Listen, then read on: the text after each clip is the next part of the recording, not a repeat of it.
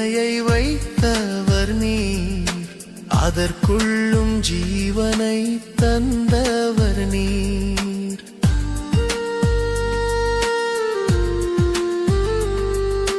கல்லுக்குள் தேரையை வைத்தவர் நீர், அதற்குள்ளும் ஜீவனை தந்தவர் நீர். உமையன்றி அணுவேதும் அசையாதையா, உமையன்றி அணுவேதும் அசையா